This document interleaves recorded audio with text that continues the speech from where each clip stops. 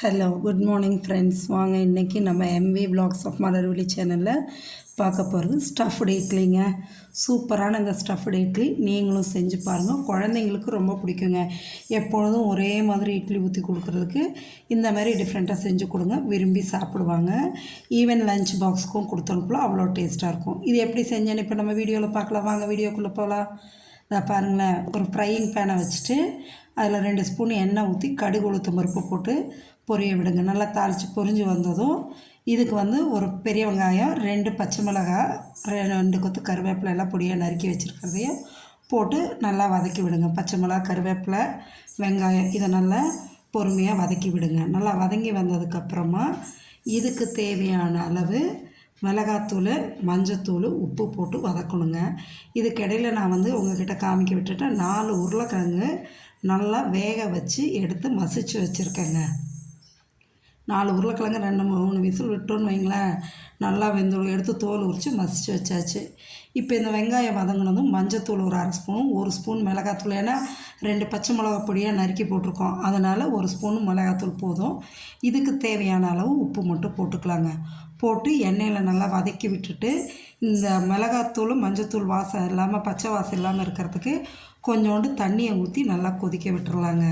நல்லா தண்ணியை விட்டு கொதிக்க வச்சிட்டோன்னு வைங்களேன், அந்த பச்சை வாசம் இருக்காது, மிளகாத்தூள் வாசம், மஞ்சத்தூள் வாசம் வராது. அதுக்காக கொஞ்சோண்டு தண்ணி ஊற்றி விட்டு கொதிக்க விடுவோங்க. கொதிக்க விட்டதுக்கப்புறமா நம்ம மசிச்சு வச்ச உருளைக்கிழங்கை போட்டு கிளறி எடுக்கலாங்க. இப்போ பாருங்களேன், நல்லா கொதித்து வரட்டும். கொதித்து வந்ததும் பாருங்கள், தண்ணியெல்லாம் இதாகி எண்ணெய் பிரிஞ்சு வந்து பாருங்கள். இப்போ நம்ம மசிச்சு வச்சுருக்கிற உருளைக்கிழங்கு எடுத்து போட்டு நல்லா கிளறி எடுத்துடலாங்க. சரிங்களா? கிளறி எடுத்து இதை ஒரு பிளேட்டில் தனியாக எடுத்து ஆற வச்சுக்கலாங்க. ஆற வச்சுட்டு நம்ம இட்லி பாத்திரத்தை வைக்கலாங்க. இதை வச்சு நம்ம இந்த உருளைக்கிழங்கு ஸ்டஃப் தான் பண்ண போகிறோம் இட்லியில். சரிங்களா? அதை பிளேட்டில் எடுத்து வச்சாச்சு. 4 டம்ளர் எடுத்து உள்ளார எண்ணெய் தடவி வச்சுருக்கேங்க. ஆயில் தடவி ரெடியாக 4 டம்ளர் சின்ன டம்ளராக எடுத்து வச்சுருக்கேன்.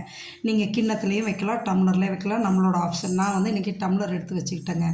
இட்லி பாத்திரத்தில் தண்ணி ஊற்றி இட்லி பிளேட்டை வச்சு மூடி வச்சுட்டா அது தண்ணி கொதிக்கிட்டும், அதுக்குள்ளே நம்ம இதை ரெடி பண்ணிடலாம். பாருங்கள், அந்த டம்ளரில் 1/2 டம்ளருக்கு மட்டும் மாவு ஊற்றலாங்க, அதுக்கு மேலே ஊற்றக்கூடாது. 1/2 டம்ளர் ஊற்றி இந்த உருளைக்கிழங்கு நல்லா உருண்டை பிடிச்சி உள்ளார வச்சிட்டோன்னு வைங்களேன், 3/4 டம்ளருக்கு வரும். அது பொங்கி வரும்போது இட்லி நல்லா ப்ளஃபியாக நல்லா வருங்க. இந்த அளவுக்கு வச்சா போதுங்க. வச்சதை பாருங்கள், 4 டம்ளரை வச்சு மூடி வச்சிடலாங்க. மூடி வச்சிட்டோம்னா குறைஞ்சது 15 நிமிஷம் இருக்கணுங்க. இருந்து பார்த்திங்கன்னா சூப்பராக வெந்து மேலே வந்திருக்கு பாருங்கள், எந்த அளவு பஃபியாக மேலே இருந்துச்சு.